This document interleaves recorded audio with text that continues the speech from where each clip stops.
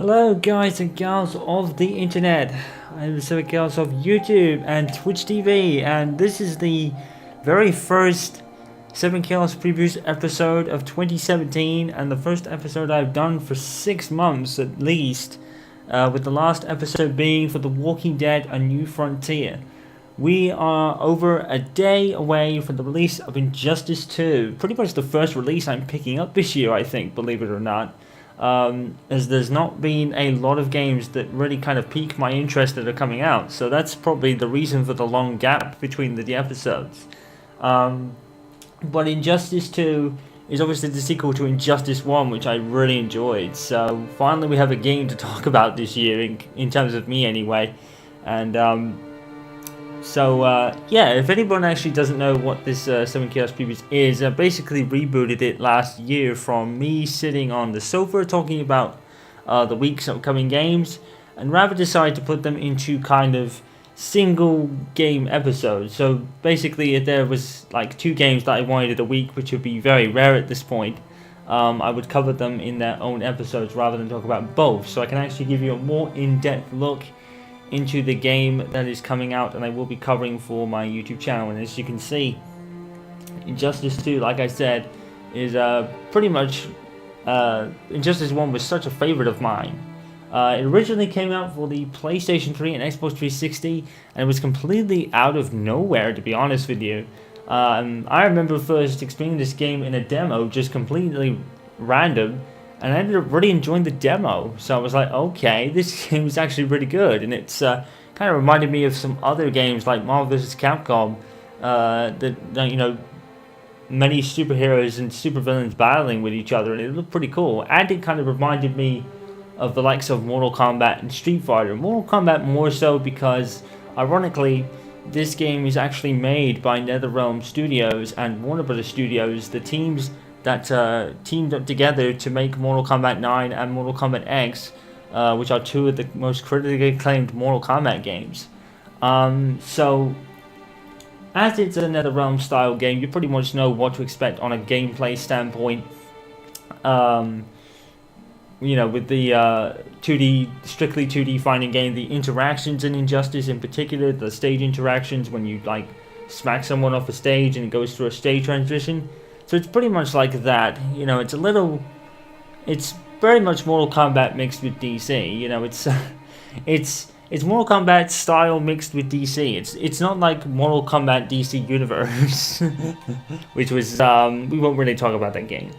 But I do have a little bit of a history with the Injustice series. As I said, it came out in 2013, and I actually did cover it for my YouTube. And I actually, when the PlayStation 4 launched, Injustice 1 was actually I think it was a timed exclusive or an exclusive to the PlayStation 4 launch lineup, completely by surprise. You know, the game had only been out a few months ago, and it was actually being re-released as a PlayStation 4 exclusive, and it was the Ultimate Edition with all the DLC and costumes already there. So I actually covered that as well, and that was kind of one of my first playthroughs with direct capture as well. So we're kind of coming full circle at this point.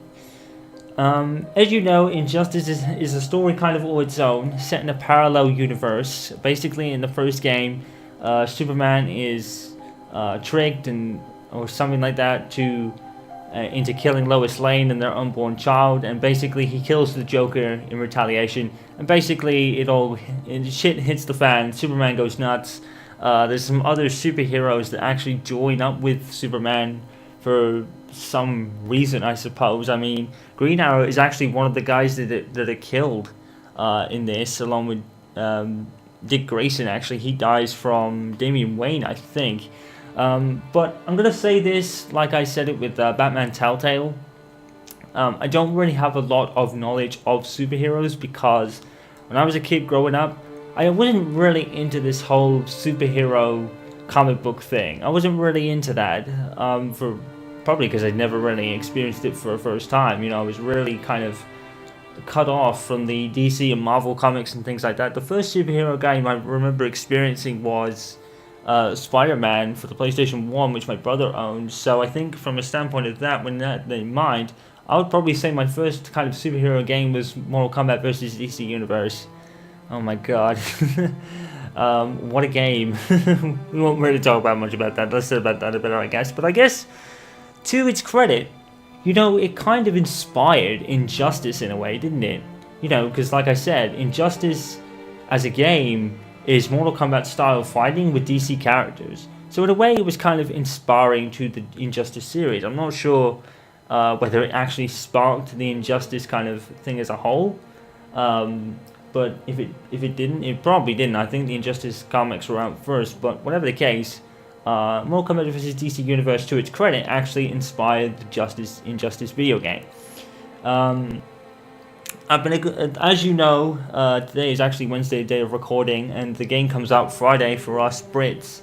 So obviously the Americans have already got this game already from Tuesday, and I've managed to stay away from story streams reviewing the story because I don't want the story spoiled for myself. So please, no spoilers in the comments of this video, please. But I think basically what it's probably going to be is, it seemed from the Shattered Alliance's trailers, I can see it sort of being maybe a kind of Superman redemption story. He kind of redeems himself for all the actions he's, all the crimes he's committed, or whatever you want to call it. Basically, I think Brainiac is attacking the parallel Earth, and basically we need all the help we can get. Superman gets let out of prison to battle him and all that sort of stuff. That's from what I'm guessing anyway. Because as you know, at the end of Injustice 1, Superman was captured and put in prison. I don't know if it's Blackgate prison. I don't think so. But in any case, yeah, pretty much. That's all I really know of the story. I've really stayed away from story streams, like I said. So, there's that.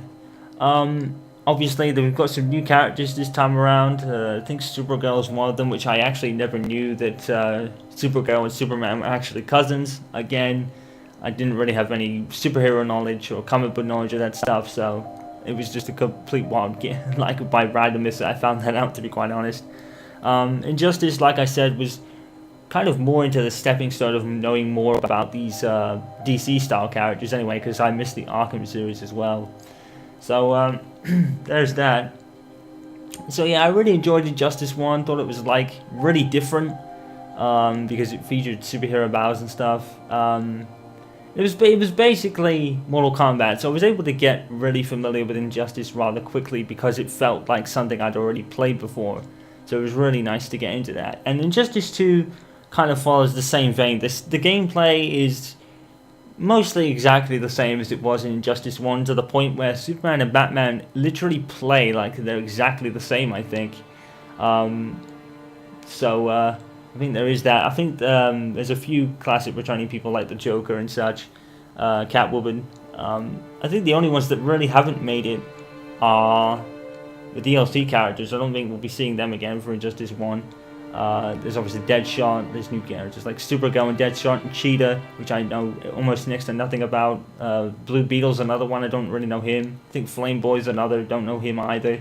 So there's going to be a lot of these characters that I don't know who they are, which will be rather fun to experience. Like I said, this game's story is going to focus strictly on the parallel Earth this time. There's going to be no heroes from our world per se coming over to aid the Insurgency Batman's group that was in the first game. It's going to be strictly on this world and this world only. So it's probably going to follow on from the events of the first game, like I said, with Brainiac appearing and attacking Earth, and Superman being put out of prison to hopefully team up with Batman if he so desires. It could be a trap sent by Superman, but I don't know. I haven't seen the story yet. So apparently, from what I know, there are certain points in the story apparently where you can pick one or another character, and that there's two endings.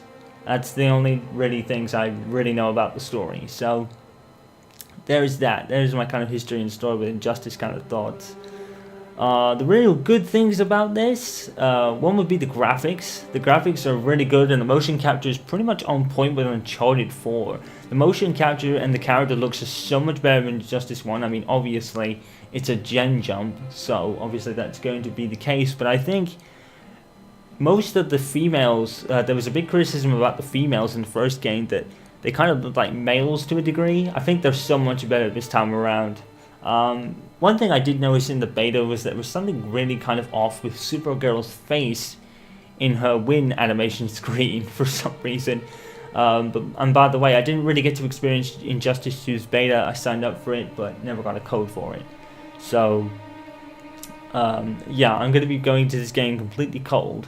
So, like I said, the graphics are definitely a step up. I think that's pretty much the only real change in terms of gameplay and aesthetics, you know, because a lot of characters are going to play very similarly to Injustice 1, apart from the new guys. New guys like Blue Beetle will obviously have a different move, so it's going to be very easy to jump into with the likes of Batman and Superman and things like that. Which leads me to a bad point about this game, and there's a couple actually, and we'll talk about those for a bit. One bad point for me is certain characters, and this is something I've actually noticed watching streams recently over the last couple of days or so. I've noticed watching streams that this game feels very zone heavy. Like there are many characters in the game that basically are all zone moves, and you know that I can't really deal with that very well. So if I'm playing Batman, I'm gonna have to keep trying to rush forward and get someone like Aquaman who has like high priority zone moves, and I'm gonna get tossed basically online. And that's another thing, you know, the big thing that I really don't particularly like about this game is the gear system, and what that basically is a customization section. You know, it's a bit. This game is very heavy on its customization, unlike the first game. It's very heavy on its customization, but these customized kind of customization thing actually features like attributes, stats, or subtractions. Basically, through every fight in the game, story mode, the multiverse mode, which is something like it features like many challenges and things like challenge tower, for example, or towers in the first Injustice. You know, like you get a set number of characters and you fight with certain stipulations, or you can just play the classic way. The multiverse is pretty much a hub for every kind of possible challenge you can think of. Involves something out of factions, with certain guilds you can.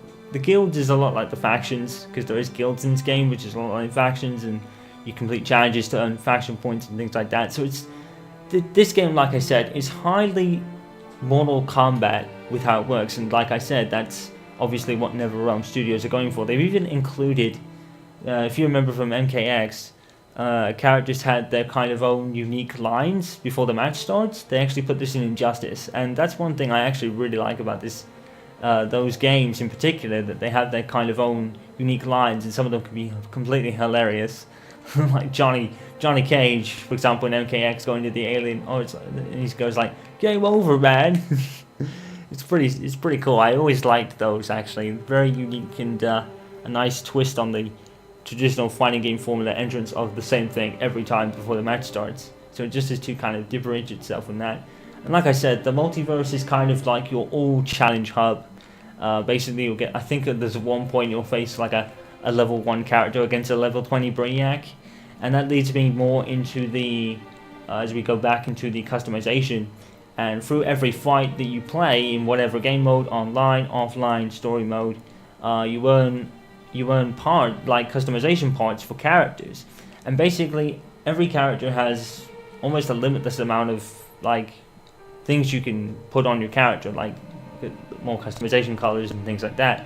And basically you get like body parts per se that you can put on the character, and some of them like have stat increase or stat like lowers kind of thing. You know, things that make the character lose stats. So basically, your attack is at 0, and if you add this armor part to your character's head, you'll get like a boost in +2 attack stat.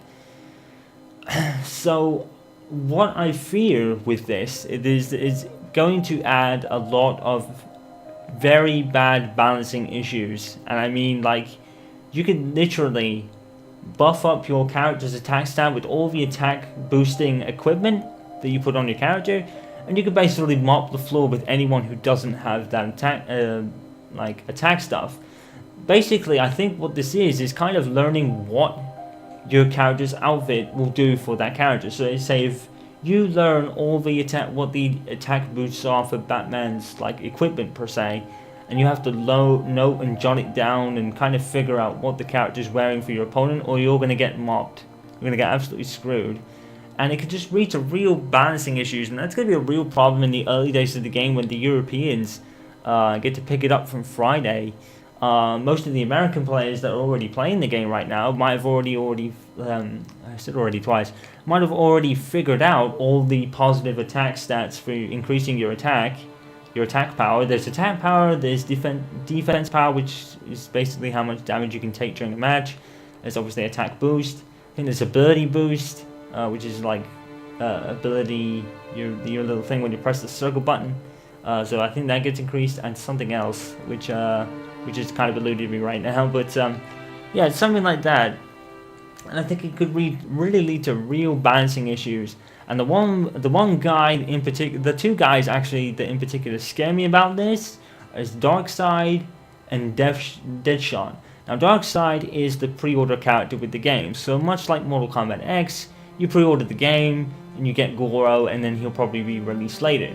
Now that's fine to me. I'm not really worried about, like, fussed about that, as long as they release it later. It's not like Call of Duty where, you know, they packaged Modern Warfare Remastered with Infinite Warfare, and that was the only way you could play Modern Warfare Remastered. So they're not pulling any bullshit like that. They'll just give you Darkseid at a later date. It's much like how F1 2017, which was released today, apparently we saw the videos today, that the MP4-4, the McLaren, is actually going to be released if you pre-order the game and you get that right off the bat. If not, you'll get the car later. So at least you get it later. It's not like Infinite Warfare where you had to buy the game to pay for Modern Warfare Remaster or any of that shit. So at least, you know, Darkseid being a kind of character like that, I don't really have a problem with. And of course I was going to pre-order the game because, like I said, it's one of my most anticipated games of the year aside from Tekken, of course. So I'm not really worried about that. It's the same thing with Eliza in Tekken as well. You pre-order the game, you get her as a character, and she'll probably be out later as well.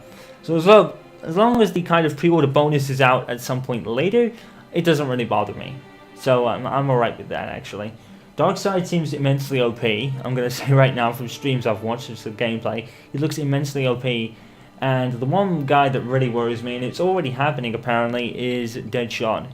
And as you probably would have been aware of, Deadshot plays pretty much like Deathstroke, so you know what you're going to get with Deadshot players. They're going to sit in the corner of the screen and just spam guns the whole time, and you're not going to be able to get anywhere near them. Like I said, this game is very zone heavy at times with certain characters, and there's just nothing you can fucking do. So kudos to me going online, kind of basically learning the game and just running into a bunch of Deadshot players. I'm pretty sure that's what's going to happen. So that'll be fun to rage over. But before all that, before we jump into the online, I'm obviously going to play the story mode, and so that's the kind of good and bad things about the game. There's not really much else to say. Like I said, there's like MK style gameplay and Injustice 1 style gameplay, to the point where some of this stuff is absolutely identical, like Batman and Superman. So that's pretty much all that covered.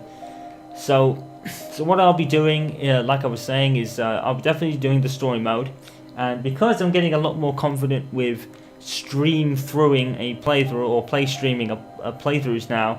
I've already done like The Walking Dead Season 3, like New Frontier Episode 4, I decided to stream play through the game, whereas with the HD60 Pro, of course, I get to stream and record at the same time. I'm actually going to do this with Injustice as well, because I haven't streamed for a good part of a month now, and Lady Tomball's absolutely flying with about 59 viewers. I mean, no, we're not in a competition or anything, that doesn't really matter.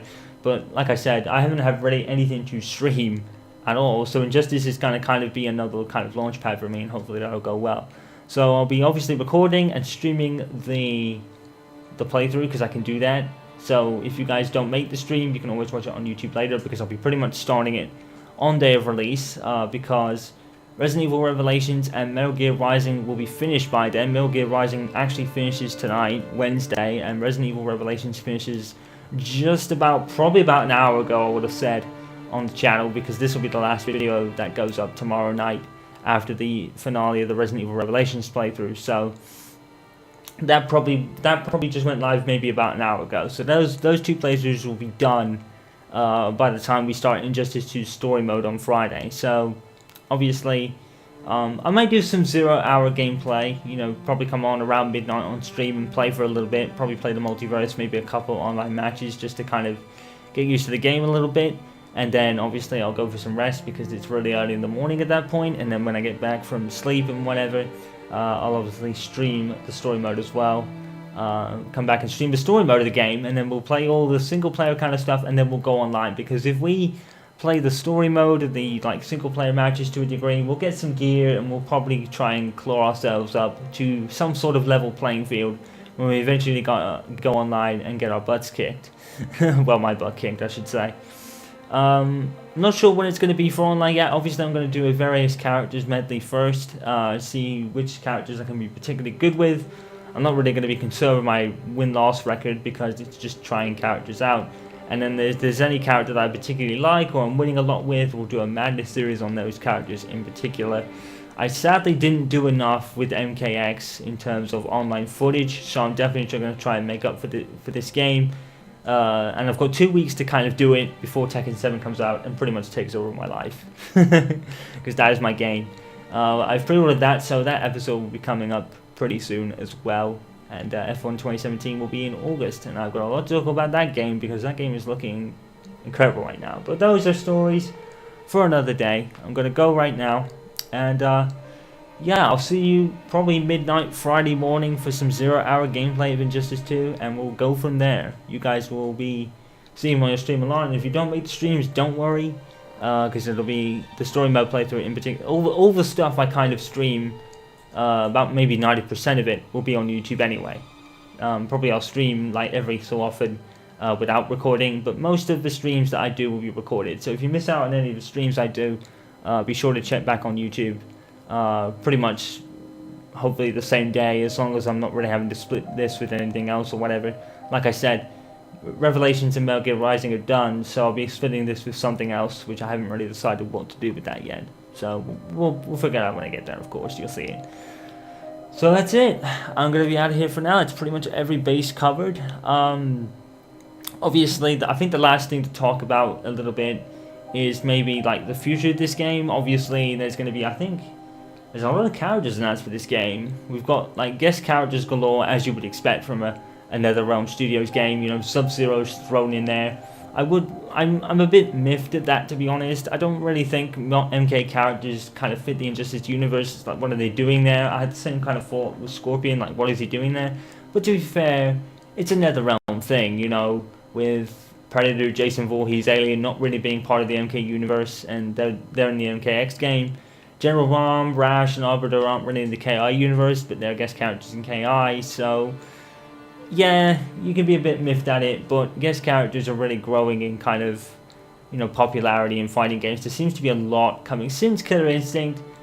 Guest characters are becoming a real norm these days. I don't know why exactly, but I think there's no doubt that Sub-Zero will be fun, but really fit. Is he really taking a character slot for the game? You know, it's a lot of people were miffed at Scorpion because he really took a character slot that, you know, one of these guys, you know, Supergirl could have fit in Justice 1 last time out. Like, why is that? You know, and even then, I think there's 12 characters in total. You brighten up the silhouettes on the screen. One guy clearly looks like Raiden, and I think another one was a rumor of Johnny Cage, and I'm like, what the fuck? I mean, Johnny Cage, to a degree, may fit in Justice 2. Maybe he will, but these guest characters are really getting, not on my nerves, but they're getting a bit too common for my liking. You know, like guest characters in video games, fighting games like this, are taking up spots that someone else could fill. You know? Obviously they wouldn't have any of the DLC characters from the last game, like Batgirl. They wouldn't have that this time around. But you know, the DC universe is so big, so why is Sub-Zero and Johnny Cage, possibly Johnny Cage, and definitely Raiden, taking spots on the roster? I think the one guy everyone wants is Spawn, which would probably make sense. I don't really know Spawn, so I can't say whether he really fits or not. But I think that's pretty much it. That's all bases covered with this game, so I'm definitely going to go now before I talk too much again. So yeah, I'll see you on 0 hour of Injustice 2's release for a bit of a stream and a bit of a play around. And then we'll go from there with the story and various online sets. I will see you all for that footage on stream or on YouTube on demand. And subscribe, review, and all that good stuff to see that stuff. Follow me on Twitch for the streams to if you want to see it live and all that stuff. And the 7chaos, and I think I'm out of things to say, so I'm out of here. Peace out.